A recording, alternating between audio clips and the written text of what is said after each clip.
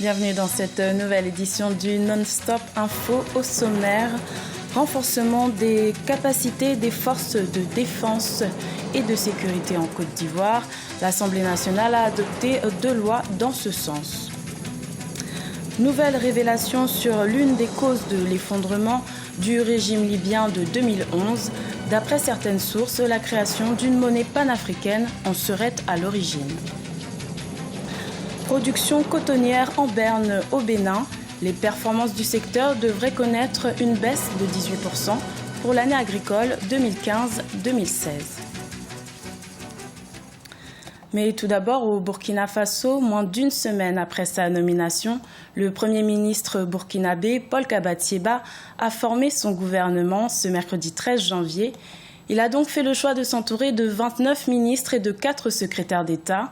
Le président Roch Marc Christian Kaboré est en charge du portefeuille de la défense nationale. Formation de gouvernement aussi, mais en Côte d'Ivoire. Le Premier ministre Daniel Kablan-Dankan, reconduit le 6 janvier par le président Alassane Ouattara, a dévoilé son nouveau gouvernement ce mardi 12 janvier. Aucun grand changement n'est à noter, si ce n'est l'effectif augmenté à 36 ministres au lieu de 31 précédemment et l'arrivée de 4 femmes, ce qui porte à 9 le nombre de femmes dans ce gouvernement. On reste en Côte d'Ivoire avec le renforcement des capacités des forces de défense et de sécurité. L'Assemblée nationale a voté lundi 11 janvier 2 lois de programmation militaire et de sécurité. Ces lois devront assurer l'intégrité nationale et moderniser les infrastructures de la sécurité et de l'armée. Idlet Merabel-Bissou. En Côte d'Ivoire, 2 lois de programmation militaire et de sécurité ainsi qu'une loi organique visant l'amélioration de l'environnement des affaires ont été votées le 11 janvier par le Parlement ivoirien. Les 235 députés présents à la séance présidée par la première vice-présidente Sako Sara ont à l'unanimité voté les 2 lois du gouvernement. Les autorités souhaitent à travers ces réformes restructurer et développer l'armée et la sécurité en Côte d'Ivoire. Il y a eu 2 lois de programmation, une loi concernant l'armée, une loi concernant les forces intérieures, la sécurité intérieure. La loi de programmation militaire, elle est faite sur la période de 2016 à 2020. Et cette loi vise à renforcer la capacité des forces républicaines de Côte d'Ivoire et de la gendarmerie nationale en moyens humains, matériels et financiers. Après la crise post-électorale de 2010 qui a fait 3000 morts, le président ivoirien a décidé de reformer l'armée.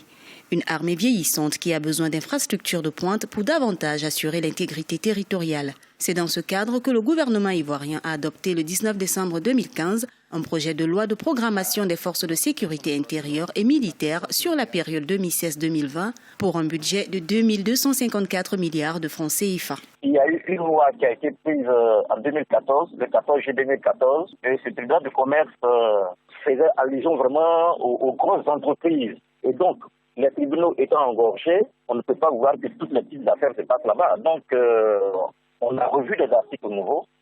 C'est une loi organique. Il y a 2 articles qui ont été revus. L'article 5 et 22 ont été revus juste pour permettre que désormais, on puisse résoudre d'abord le problème à l'amiable avant de passer devant les juridictions si les parties pensent que c'est nécessaire. En 2016, le gouvernement ivoirien entend finaliser la restructuration de l'armée pour mieux assurer la défense de la nation et répondre aux besoins de sécurité en Côte d'Ivoire. Pour ce faire, le concours d'entrée à l'école des forces armées a été lancé en vue du recrutement et de la formation d'officiers pour l'armée ivoirienne. Les inscriptions à cette édition de 2016 ont démarré le 11 janvier.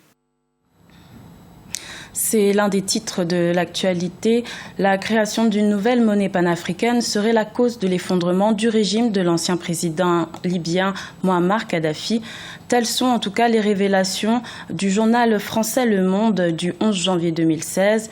Le quotidien fait référence à un mail datant de 2011 adressé à Hillary Clinton, l'ancienne secrétaire d'État des États-Unis. Des éléments qui révéleraient la vraie raison de l'intervention de l'ancien président français Nicolas Sarkozy en Libye à cette période. Lise Elsie Akizimana. Le projet d'une monnaie panafricaine serait à la base de l'effondrement du régime de Muammar Kadhafi. C'est du moins la révélation faite ce lundi 11 janvier 2016 par le quotidien français Le Monde, s'appuyant sur des emails déclassifiés de l'ancienne secrétaire d'État américaine Hillary Clinton et son conseiller de l'époque en 2011. Le quotidien français révèle des raisons qui auraient poussé l'ancien président français Nicolas Sarkozy à intervenir militairement en Libye en mars 2011. Des raisons cachées, mais tout autant liées aux élans panafricanistes de l'ancien guide libyen. Ce qui est certain, c'est que le panafricanisme de Kadhafi, même si le personnage était controversé, dérangeait non seulement en Afrique, mais aussi en Europe. Et ses projets pour permettre à l'Afrique justement de se développer davantage dérangeaient de nombreux pays occidentaux qui voulaient davantage investir le marché africain via leurs multinationales. Un projet plus précis aurait agacé l'ancien président français Nicolas Sarkozy. Il s'agirait de l'initiative de la création d'une monnaie panafricaine qui était en cours avant la révolution de 2011. Selon toujours les informations révélées par Le Monde, le gouvernement de Muammar Kadhafi disposait de 143 tonnes d'or et du même volume en argent, un trésor qui était destiné à la mise en place d'une monnaie panafricaine afin de fournir aux Africains francophones notamment une alternative au franc français. La création d'une monnaie africaine proposée par Kadhafi a mis dans l'embarras beaucoup de puissances étrangères. Et je pense que malgré que ce projet ait échoué, je pense qu'il est encore possible actuellement. Néanmoins, et c'est un projet qui demande bien évidemment l'implication de tous les États, les intérêts sont divergents. Cette monnaie est possible, notamment si on projette de créer une véritable monnaie africaine, notamment comme Kadhafi le désirait, en or. Je pense que c'est tout à fait plausible parce que les réserves africaines en or sont les plus importantes dans le monde. Donc je ne vois pas pourquoi cela serait utopiste.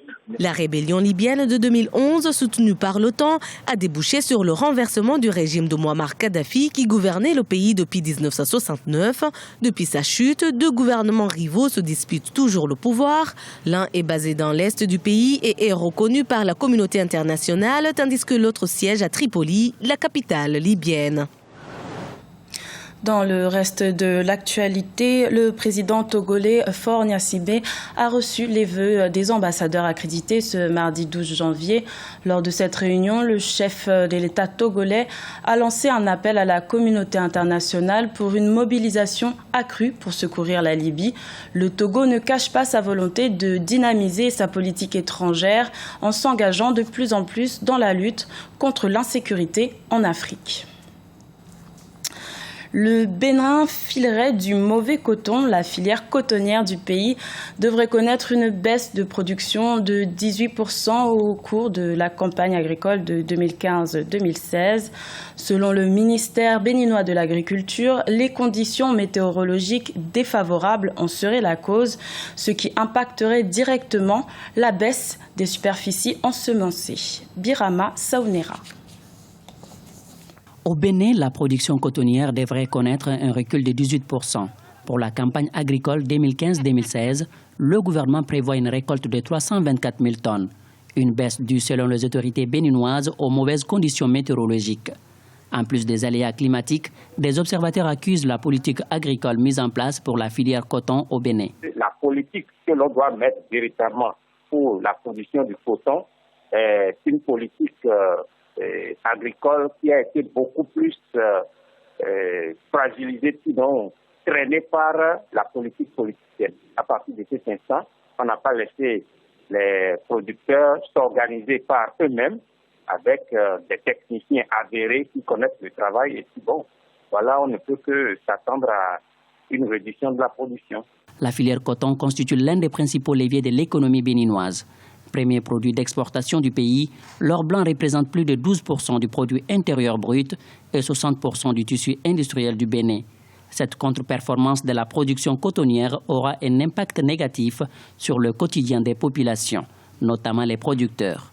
C'est aussi possible que la conséquence puisse être, comme on attend telle production de coton avec telle rentabilité, qu'on ait déjà programmé des infrastructures à réaliser par rapport à ce qu'on peut gagner. Et si on ne gagne plus ce qu'on a prévu, ça veut dire qu'on ne peut pas réaliser aussi ces infrastructures-là.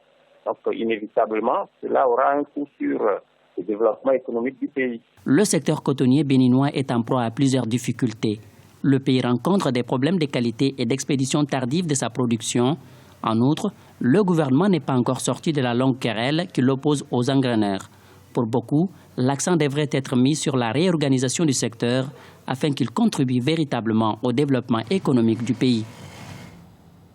Et toujours au sujet de la production de coton, sachez que la société Sofitex, de la société de fibres de textile, qui a finalisé le financement de sa campagne cotonnière 2015-2016, ce mardi 12 janvier, a signé une convention de prêt de 70 millions, ce qui lui permettra de mener à terme sa campagne d'égrenage. Rappelons que le Burkina Faso est le premier producteur de coton sur le continent africain.